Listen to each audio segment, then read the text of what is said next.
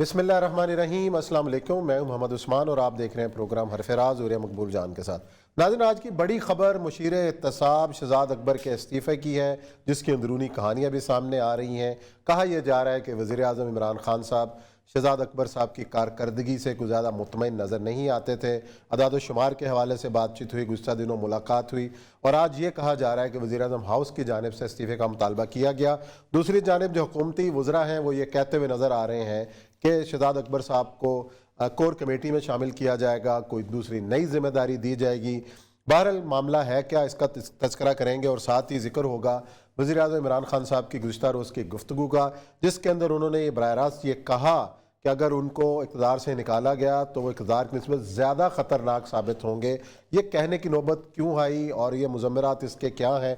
साथ ही ज़िक्र होगा अफ़गानिस्तान की सूरत हाल का कि जहाँ तालिबान जो है बेहतरीन सिफारतकारी का मुज़ाहरा कर रहे हैं, माशी सिफारतकारी भी है और दुनिया को ये बावर कराने में वो किसी हद तक कामयाब हुए हैं कि अफ़गानिस्तान के लिए माशी इमदाद किस तरीके से ज़्यादा ज़रूरी है। और साथ ही जिक्र करेंगे कि दुनिया में ऐसे दो नए महाज कौन से खड़े किए जा रहे हैं कि जो दुनिया के अमन ख़तरे में डाल सकते हैं। बढ़ते हैं अपने पहले मौजू की जानिब। और ये सब शहजाद अकबर साहब तो बड़े फेज़ समझे जाते थे। खान साहब के एहतसाब का जो चेहरा था वो शहजाद अकबर थे और शहबाज शरीफ हो, मरीम नवाज़ हो और अपोजिशन के ख़िलाफ़ जितने भी केस बने और उसमें शहजाद अकबर साहब बिमा सबूत के कौम के सामने आते रहे और बिलाखिर आज 3.5 साल के बाद वो घर जा रहे हैं और चले गए। क्या वजह नज़र आई और किस तरीके से समझते हैं कि जो वज़ीर आज़म मुतमईन नहीं थे कि शायद मतलूबा नताइज बरामद नहीं कर सके, क्या हुआ? देखें, पहले दिन से हम ये कह रहे हैं कि इमरान खान साहब इस रॉटन सिस्टम के साथ आगे नहीं बढ़ सकते थे और सिस्टम को तब्दील करने के लिए आपके पास थोड़ी सी विजन, थोड़ा सा अक्ल और कुछ लोग चाहिए होते। आप एक काम करते कि कम से कम नैब का बंडन कर देते, अच्छा, और नया अदारा बनाते और उस अदारे का बाकायदा एक नया कानून बनाते, उस कानून के तहत ट्राई करते। लेकिन आपने किया ये कि आपने कहा नहीं, नैब ठीक है, और नैब को ठीक करने के लिए आपने आउटसाइड से लोग लगाने शुरू कर दिए। कोई भी महकमा बैरूनी किस्म की मुदाखलत से या बैरूनी सुपरविजन से आज तक ठीक नहीं हुआ, सही है, ना हो सकता है।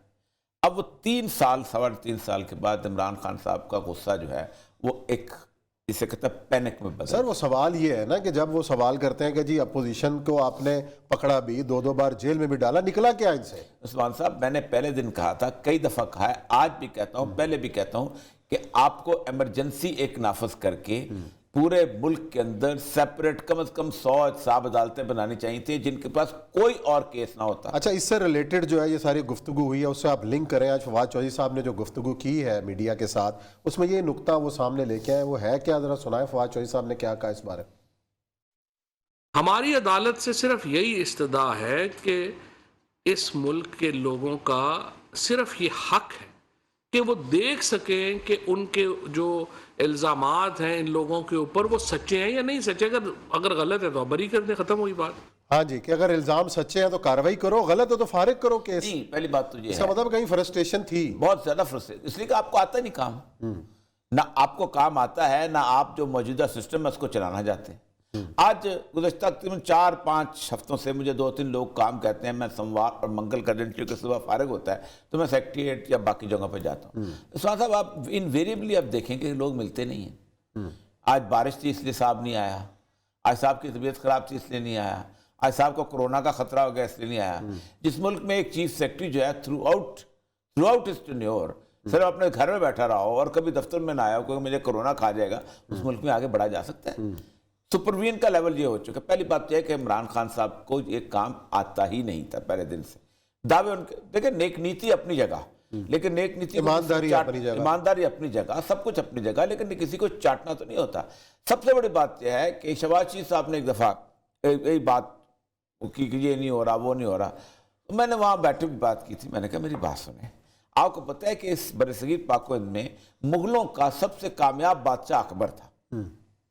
क्योंकि साहब बात है कि उसी की कमाई सारों ने खाई बाद में, तो उसकी बुनियादी वजह मैंने पता क्या थी? तो कहने लगे क्या? मैंने कहा वजह ये थी कि उसने तस्लीम कर लिया था कि उसको कुछ नहीं आता है।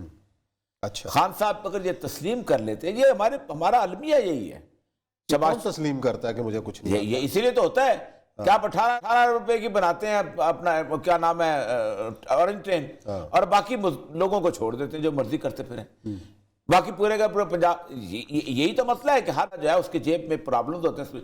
شہزاد اکبر کا جانا عمران خان صاحب کے غصے میں بھی اضافہ کرے گا. عمران خان صاحب کی اپنی جو سیلف ناکامی، یہ کیا ہو گیا میرے سے، وجہ ساری یہ ہے کہ آپ نے اپنے ارد گرد لوگ ہی ایسے اکٹھے کیے ہوئے تھے، کچھ نہیں کر سکتے. شہزاد اکبر صاحب کی قابلیت پہ کوئی سوال ہے؟ نہیں، شہزاد دیکھیں ایک بناتے ادارہ، اس ادارے کو باقاعدہ پوری قانونی پاور اس کا سربراہ لگاتے شہزاد اکبر کو، پھر اس سے گریبان پکڑ کے پوچھتے کہ شہزاد اکبر صاحب کیا کر. شہزاد اکبر صاحب کو آپ نے مشیر لگایا، پوچھتا آپ کو ہوم سیکرٹری نہیں ہے، پوچھتا آپ کو انٹیریئر سیکرٹری نہیں ہے، وہ کبھی ادھر کی کبھی ادھر ہی کرتا. وہ کہتا ہے اچھا دیکھ لیں گے بچہ میں تم ہو کیا، آج نہیں تو کل چلے جاؤ گے، ہم نے تو یہاں پرمنٹ رہنا ہے. نہ بیوروکریسی کے مزاج کو سمجھتے تھے، نہ باقی چیزوں کو. آج یہی ہونا تھا. دیکھیں 3 سال بہت ہوتے ہیں عثمان صاحب احتساب کرنے کے لیے. ڈے ٹو ڈے عدالتیں چلیں. آپ کا وہ پاناما تھا نا، supreme court day to day کرتی رہی ہے نا، بالکل کرتی رہی. کیوں نہیں ہو سکا؟ حالانکہ وہ ڈے ٹو ڈے جو تھی اس وقت آپ کی تو حکومت ہی نہیں تھی. میرا خیال اسی فرسٹریشن میں جو فواد چوہدری صاحب کہہ رہے ہیں کہ عدالتوں کو یہ فیصلہ کر لینا چاہیے کہ جلدی نپٹائیں، نہیں ہے تو بری کریں. پھر پہلی بات تو یہ ہے کہ عمران خان صاحب کو ڈرانے والے بہت ہیں. اچھا، میں گورنر صاحب کے پاس ایک دن بیٹھا ہوا تھا جس وقت پلیٹلیٹس چل رہے تھے. اچھا، ٹھیک، اور میں نے باتیں شروع کی تو انہوں نے کہا کہ میں نے کہا تم سے سانبھا جائے گا اگر یہ مر گیا یہاں پر. اب یہ مرنے کا خوف کس نے پیدا کیا؟ عمران خان کے دماغ ارد گرد لوگوں نے ملا کے خوف پیدا کیا نا. ٹھیک، اور اس کے اندر سارے آ گئے، اور اس کے اندر آپ دیکھیں صرف عمران خان اکیلا نہیں شریک ہوا، اس کے اندر جوڈیشری باقاعدہ شریک ہے. صحیح ہے. جو بھی جوڈیشری کہہ دے ہمارے ہاتھ صاف ہیں. اچھا جی چلیں، یہ تو ہوگی شہزاد اکبر صاحب کی کہانی جو وزیر اعظم صاحب نے کل گفتگو فرمائی ہے. پہلے وہ سن لیں ذرا، کیا وہ انہوں نے خدشات کا اظہار کیا اور کس قسم کے انہوں نے کسی کو پیغام بھی دیا، تو کیا دیا سنائیں ذرا.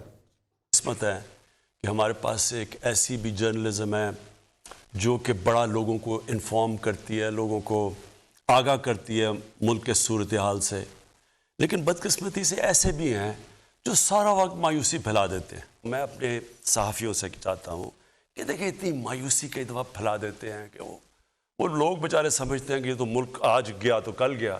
اس آدمی کو اللہ نے سب کچھ دیا ہے، اس کو کیا ضرورت پڑی تھی کہ گھٹیا لوگوں سے ہر روز برے بھلی گالیاں سنیں. لیکن میں اس کو جہاد سمجھتا ہوں. میں نے ان سے کوئی مفاہمت نہیں کرنی. انہوں نے مجھے بلیک میل کرنا کہ کسی طرح ہمیں NRO دے دو. اب میں اس کو سمجھتا ہوں کہ یہ ملک کی سب سے بڑی غداری ہے. میں جب صبح اٹھتا ہوں 1 گھنٹے کے اندر اپنے موبائل پہ مجھے ساری انفارمیشن مل جاتی ہے. ایک چیز جو مجھے کئی دفعہ راتوں کو جگاتی ہے وہ صرف مہنگائی ہے. میں آپ کو ایک اور بات بتا دوں، انشاءاللہ یہ بھی ٹرم پورا کرے گی، اگلی بھی ٹرم پوری کرے گی یہ ہماری پارٹی. اگلی ٹرم بھی، یہ بھی آج میں آپ کو کہہ رہا ہوں، ایک خبردار کرنا چاہتا ہوں. اگر میں گورنمنٹ سے باہر نکل گیا میں آپ کے لیے زیادہ خطرناک ہوں. میں اگر سڑکوں پہ نکلایا نا تو آپ کے لیے چھپنے کی جگہ نہیں ہوگی. یہ وہ لوگ ہیں جن کا ٹائم ختم ہو چکا ہے. مجھے تو پتہ ہی نہیں پیسہ کدھر سے ہے. کوئی پولو کھیل رہا ہے وہاں جا کے، کوئی بینٹلی میں پھر رہا ہے، کوئی رولز رائس میں پھر رہا ہے. کدھر سے آیا پیسہ؟ میں تو عدلیہ سے اپنے کہتا ہوں کہ خدا کے واسطے اس ملک پہ رحم کریں، ڈے ٹو ڈے ہیئرنگ کر کے اس کا مسئلہ حل کریں. ہماری ڈیموکریسی ختم ہو رہی ہے. جی اور یہ صاحب عدلیہ کا کوئی قصور نہیں. پھر کس کا قصور؟ ان کا اپنا قصور ہے. آپ نے ایک دیکھے نا، میری بات سنیں، 2000 بندہ تھا پڑا ہوا ان کے پاس جیلوں میں، جس کے اوپر مقدمے نہیں تھے، انہوں نے کچھ ڈھونڈ نہیں سکتے، انہوں نے فوجی عدالتیں لگانی نا، انہوں نے آ کے کلا کما کر دیا نا سارے کا سارا. صحیح، آپ نہیں بنا سکتے تھے. مسئلہ پتہ کیا ہے؟ اندر جو لوگ بیٹھے ہوئے تھے نا، ان کو پتا تھا کہ اگر ایک ایسا ادارہ بن گیا تو کل کو ان کی گردن بھی اس کے اوپر آ جائے گی. نہیں بننے دیا گیا. اچھا یہ جو کہنا کہ مجھے نکالا گیا تو میں زیادہ خطرناک ہو جاؤں گا، بہت بڑی غلط ہے. اس کا مطلب ایک وزیر اعظم ہوتے ہوئے اور ساتھ آپ یہ بھی کہہ رہے ہیں کہ میں اگلی ٹرم بھی پوری کروں گا، یہ بہت بڑی غلط ہے. جو ایسے جو بیانات جب آتے ہیں تو اس کا کیا؟ تو آپ کو ایک بات بتاؤں، شاید اس دن بھی میں نے یہاں کیلکولیٹ کر کے بتایا تھا کہ پاکستان نے اس جمہوریت کے تجربے کی بڑی قیمت ادا کی. 17 ارب ڈالر تھا قرضہ اس ملک کا جب بے نظیر برسر اقتدار آئی ہے 1988 میں.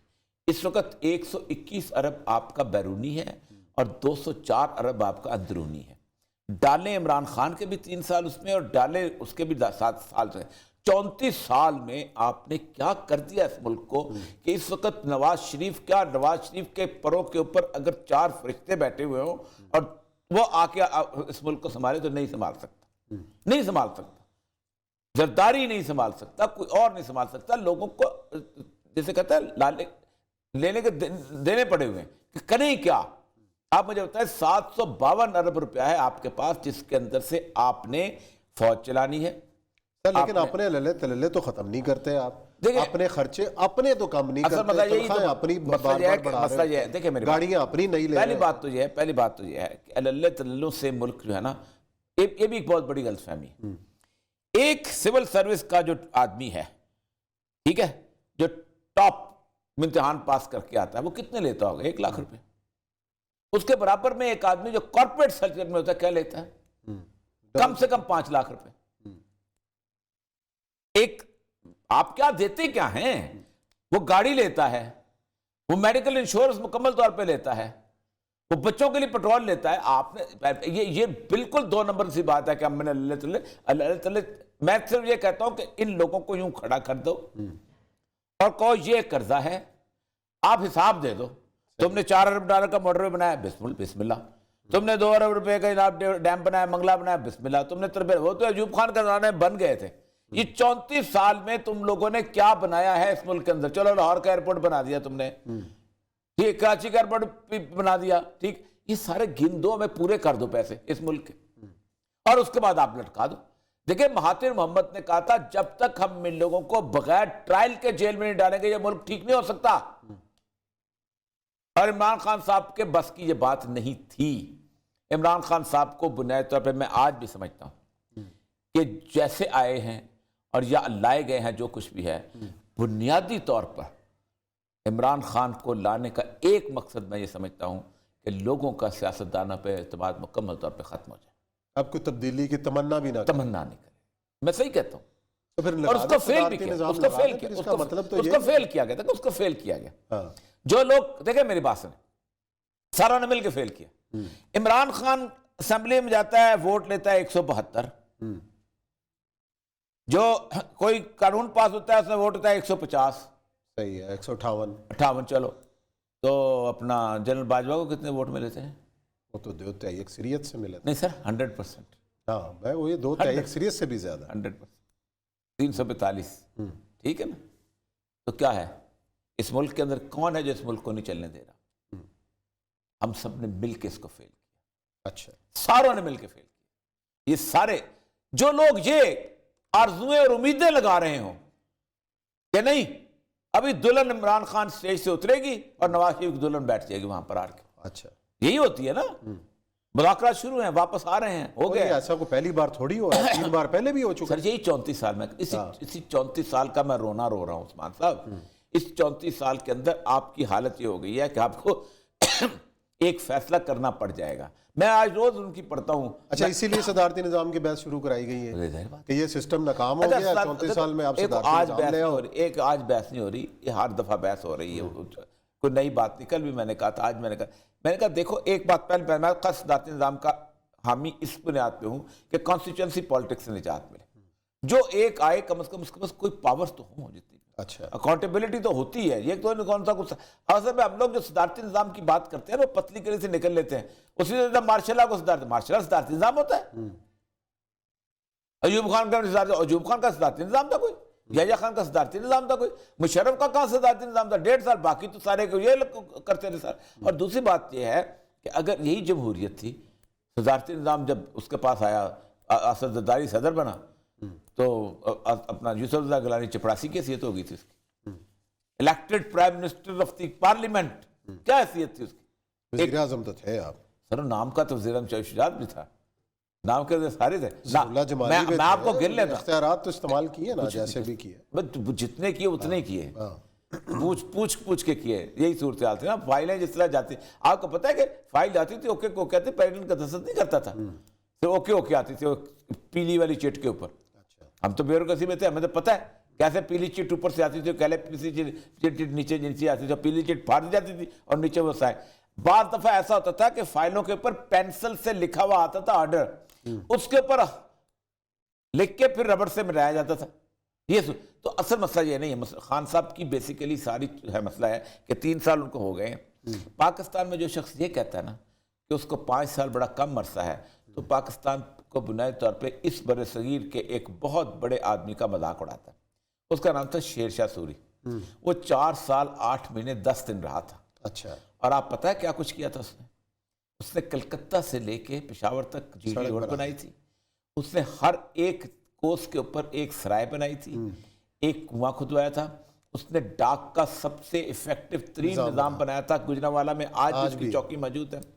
اس نے پورے بر صغیر پاک و ہند کو، جس کے اندر کلکتہ شلکتہ سب کا تھا، اس نے زمینوں کی پیمائش کروائی تھی. اور جریب کا سسٹم جو پٹواری آج کرتے ہیں اس زمانے کا لگا ہوا تھا. فرد جو تھی سب اس کا تھا. اس نے پرگنا کا سسٹم بنایا تھا. 4 سال 8 میں اکیلا، میں کہتا ہوں روہتاس کا قلعہ دیکھ لینا تو سارے مغل ایک طرف اور وہ اکیلا قلعہ اتنا زبردست بنایا ہوا ہے. تو 4 سال 8 مہینے 9 دن بہت ہوتے ہیں. خان صاحب آپ نے پہلے، خان صاحب نے تو کہا تھا 100 دن میں بہت کچھ کر دوں گا، جو آپ کو یاد ہے پہلے. سر خان صاحب کہتے تھے میرے پاس 200 آدمی ہیں. میں نے کہا تھا آپ کا سارے 200 آدمی وہ ہیں کہ جنہوں نے پاکستان کی شکل نہیں دیکھی ہوئی، جن کو یہ نہیں پتا کہ مچھر کس طرح کاٹتا ہے اور مچھر سے ملیریا کس طرح ہوتا ہے. وہ 200 آدمی تھے آپ کے. اچھا، اسی لیے آپ کی رہ گیا 1.5 سال. اگر پورے 5 سال خان صاحب کرتے ہیں تو 1.5 سال میں کوئی معجزہ ہونے کی نہیں، کوئی توقع ہے؟ کوئی توقع نہیں. میں اس دن مایوس ہو گیا تھا جس دن خان صاحب نے مجھے فون کیا اور مجھے کہا کہ آپ تھوڑی سی ہمیں بتا دیں کیا چیز ہے. آپ بتا دیں تو شاید خان صاحب سنیں نا، رات کو 11 بجے آن کا فون آیا. خان صاحب آپ کو خود ہی بتائیں گے. اچھا. وہ خود 3:30 چال ہو گئے بتانے ہوئے. مجھے اندازہ ہو گیا تھا کہ اس کو کسی میں نے کوئی وزارت عثمان نے میں تو مشیر تک لینے کا تیار نہیں ہوں. مجھے اندازہ ہو گیا تھا کہ کسی ایسے آدمی کو کہ جس نے اس پاکستان کی مٹی کے اندر زندگی گزاری ہوئی ہے، جس نے یہاں کے مچھر جس کو کاٹے ہوئے ہیں، جس نے یہاں کے رکشوں میں سیر کی ہوئی ہے، جس نے یہاں کے عوام، ان سے خان صاحب مشورہ لیں. ان کو زلفی بخاری اچھا لگتا ہے، ان کو وہ کیا نام ہے شواز گل جو کہتا ہے دیکھو میری ڈگری دیکھو کیسی ہے، یہ لوگ اچھے لگتے ہیں. ان لوگوں نے تباہ برباد کر دیا خان صاحب کو. اور خان صاحب 8 آنسو روئیں گے اگر وہ اقتدار سے گھر پہنچے.